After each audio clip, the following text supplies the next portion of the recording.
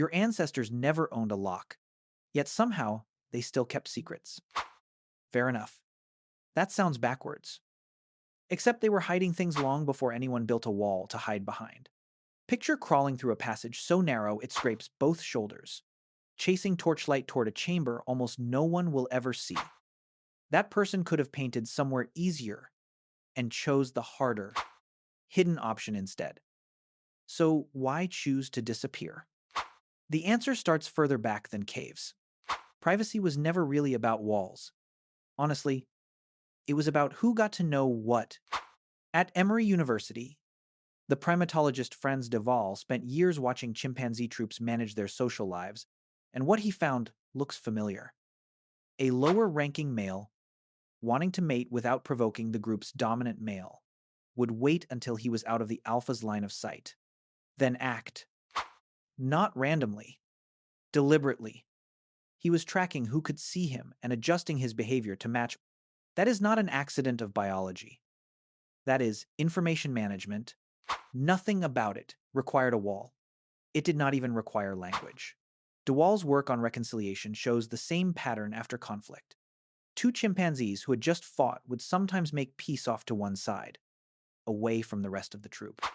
Instead of in full view, why hid a reconciliation? A public one carries information. A private one does not. It tells every rival exactly how quickly a grudge gets forgiven. Doing it privately, let the two involved keep that information to themselves. Who? This is not just a chimpanzee habit either.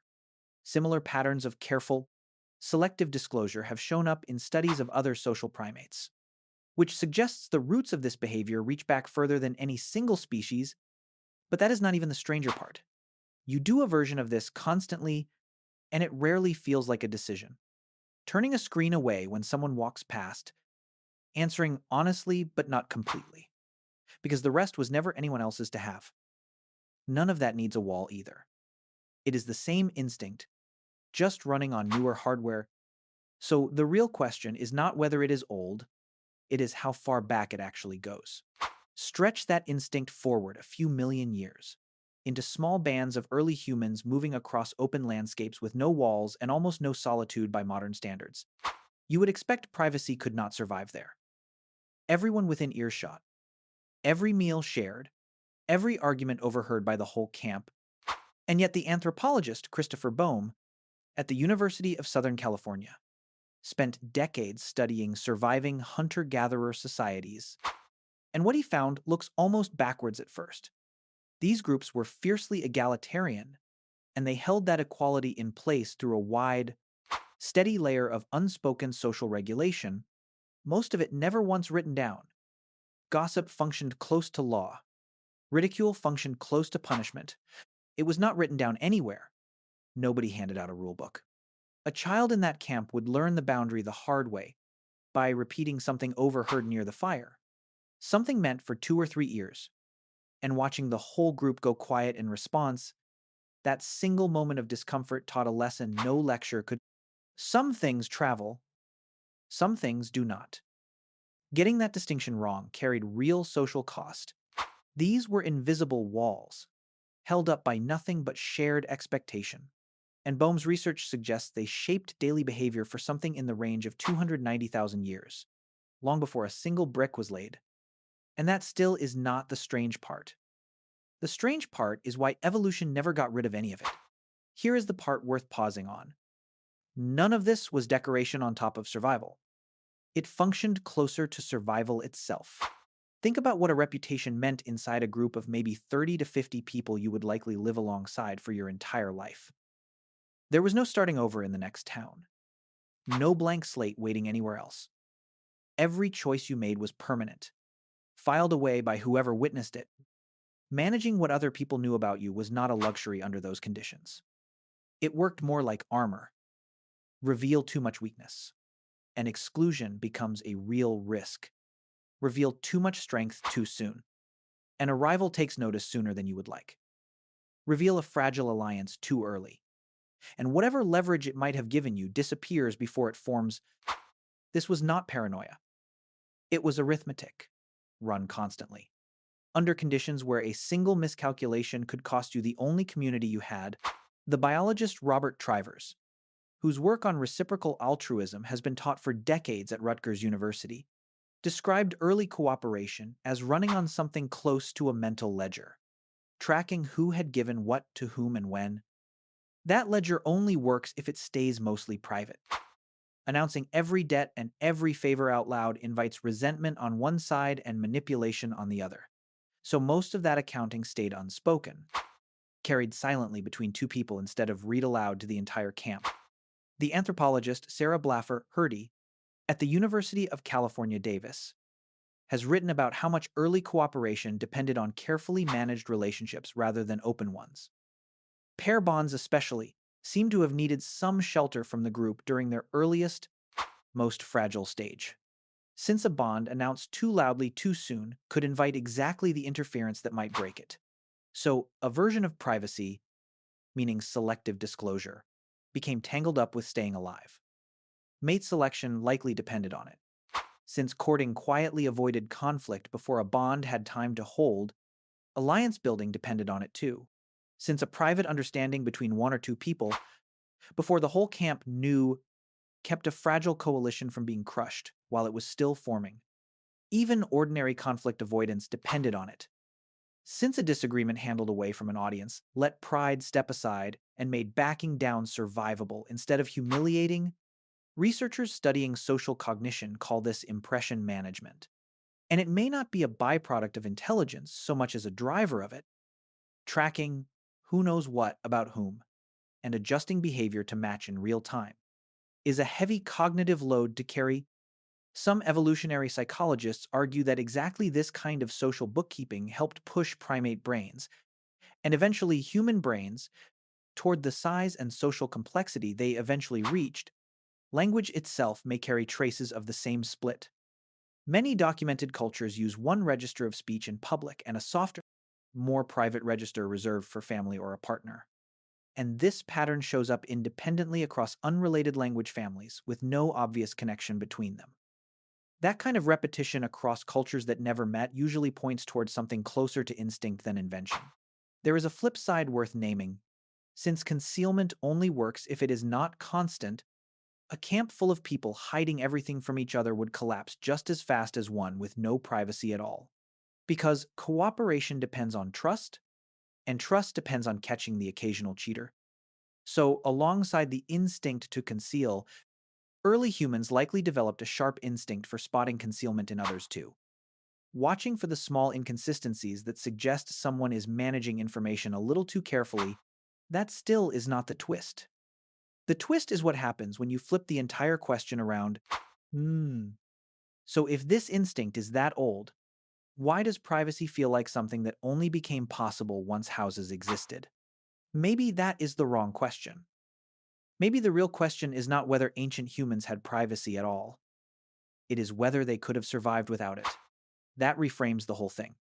Privacy was not a comfort. Humans earned once life got easier. It was infrastructure, present from the start, holding up trust, cooperation, and reputation. The way a foundation holds up a house nobody notices once the building stands. You only notice infrastructure when it fails. Picture a group where it did not hold. Every private conversation gets repeated. Every hidden weakness gets exposed the moment it exists. Every quiet alliance gets announced before it can form. That group would not feel honest, it would feel unstable.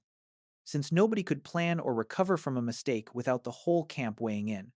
Total transparency sounds like a virtue, but in a small enough group, it behaves closer to constant exposure. And constant exposure is hard to survive inside for long. It is not obvious, but a group with zero privacy is not a more trusting group. It is usually a more brittle one. Once you accept that, the archaeological record stops looking like scattered objects and starts looking like a slow record of that invisible infrastructure becoming physical. For most of human history, privacy left no trace at all, because it lived in behavior, in a lowered voice or a well-timed silence that vanished the moment it happened. Only later did it start leaving anything a shovel could find. And the first trace is not what you would expect. Long before burial, before caves, there is an earlier clue, and it is not about hiding at all. It is about marking at sites like Blombo's Cave in South Africa. Researchers have recovered pieces of ochre engraved with deliberate geometric patterns, work described in the journal Science as evidence of symbolic thought roughly 70,000 years old or more. Nobody knows exactly what the patterns meant to the person who cut them. That is not the point. Ian Tattersall, a paleoanthropologist long affiliated with the American Museum of Natural History, has suggested that marking like this points to something shifting inside the mind, an emerging sense of self distinct from the group. A self, once it exists as an idea, needs a boundary. There is no inside worth protecting until someone believes they have an inside at all. Now the burials. When early humans began arranging bodies deliberately, sometimes with ornaments, sometimes with pigment, sometimes facing a specific direction, they were not hiding information. They were declaring it.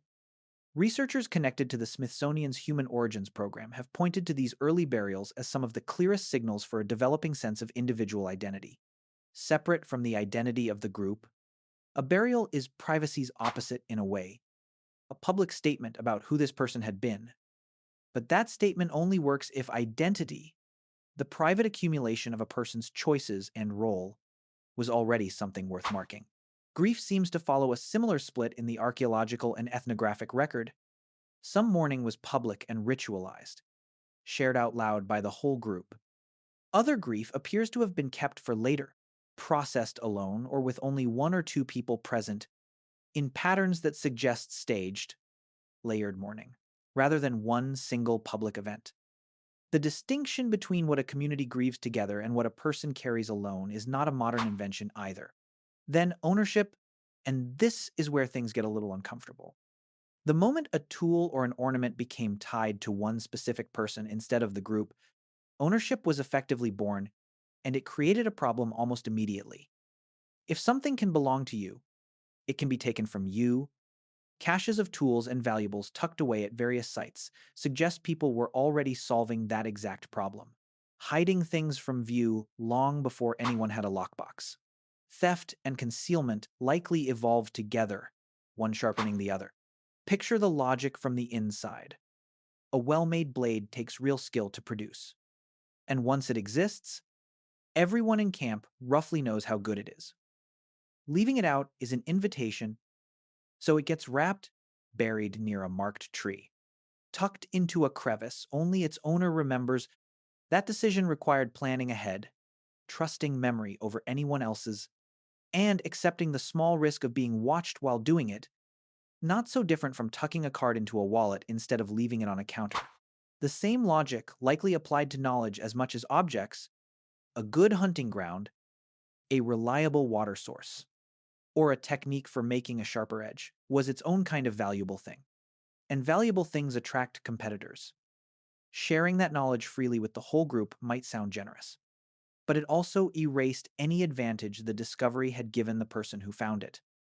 So some information probably got hoarded a little, taught quietly to a chosen few, passed down a family line rather than announced at the fire.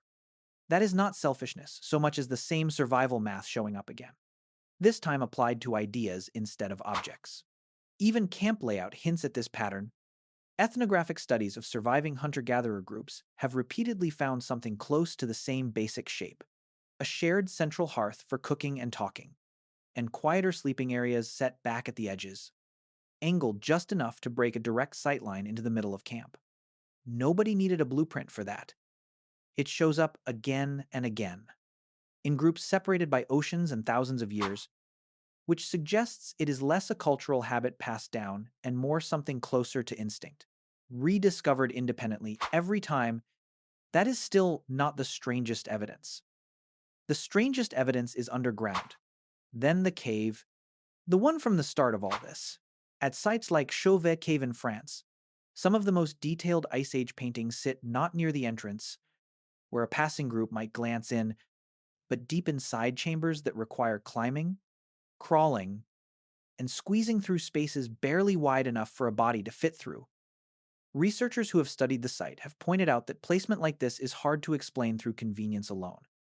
Nobody paints something this careful 1,000 feet underground by accident. It takes planning, repeat visits, a reliable light source, and a real tolerance for discomfort and risk. Consider how many separate decisions one visit required: choosing the pigment, grinding it, carrying enough fuel for a torch that had to last the whole trip in and back out, remembering a route through total darkness well enough not to get lost inside solid rock.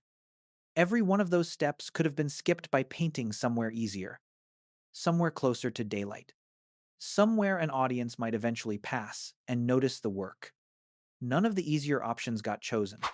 The difficulty was not an obstacle overcome on the way to the art. It may have been part of the point. So picture it fully.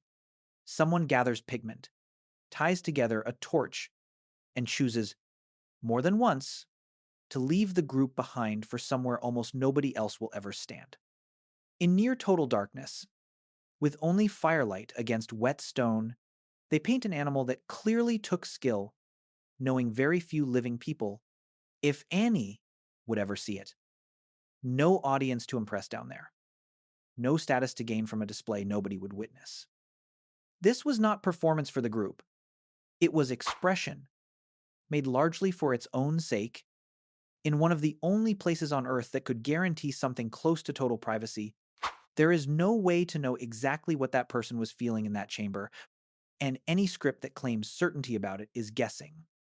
What can be said with more confidence is simpler. The effort itself was the message. Nobody spends that many hours in that much discomfort on something meant for nobody. Unless the act of making it mattered on its own terms, that single choice says something about the person who made it. They understood the difference between an act meant to be seen and an act meant only to be felt. That line, between a public self and a private self, is one of the oldest fingerprints of a fully modern human mind, and it shows up carved into stone long before it shows up on a page, which leads to the last kind of privacy, and maybe the oldest one. This one never needed a cave, a wall, or a hiding place at all. Your mind has been private by default this whole time. Every thought you have had that you did not say out loud has lived, for a moment or a lifetime, in a space no other person could reach without permission. Long before shelter, humans already had this, an inner world nobody else could enter unless it was offered to them. Consciousness works like the original private room, and everything that came later, whispered agreements at the edge of firelight. Hidden caches, hidden chambers, underground, locked phones in a back pocket, was an attempt to build an outer version of something the mind already had. That is not a small claim, so sit with it for a second. No predator ever hunted your thoughts. No rival ever raided your memories while you slept, no matter how exposed the rest of the camp might have been that night. Whatever privacy failed to protect out in the world, the mind kept anyway, without effort, without a single guard ever posted at the door. Think about how much of a single ordinary day happens entirely inside that room and nowhere else. A stray worry during a meeting, a joke you decide not to make, a memory that surfaces uninvited, then quietly leaves again. None of it needed a door, a lock, or a brick, and none of it ever will.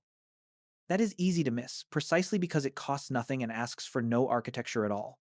It just runs in the background, the same way it has for every human mind that ever existed. Here is a stranger wrinkle. It might explain why privacy can feel harder to hold on to today than it did around a fire 30,000 years ago. Despite far more walls standing between you and everyone else, for most of human history, privacy was carried inside behavior, portable and nearly impossible to strip from a person against their will. Somewhere along the way, a large share of it got outsourced to objects instead, to doors, to screens, to accounts protected by a password rather than by judgment. Objects can be taken or hacked or handed over. Behavior. Mostly cannot. Trading a skill that lived inside the mind for a lock that lives outside it was convenient. It was not obviously an upgrade.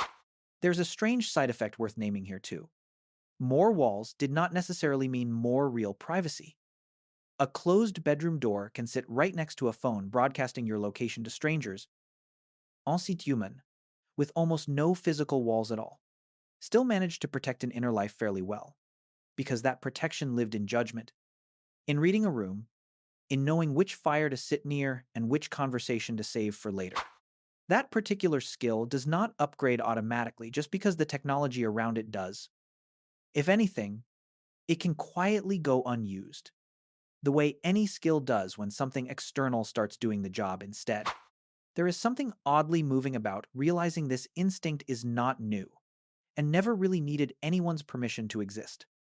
It did not begin with a lock or a password. It began with a person choosing on their own, in the dark, what deserved to stay hidden and what deserved to be shared. It's late in Houston right now. What about you? That lock on your phone was never modern. It just finally caught up with something that was already there.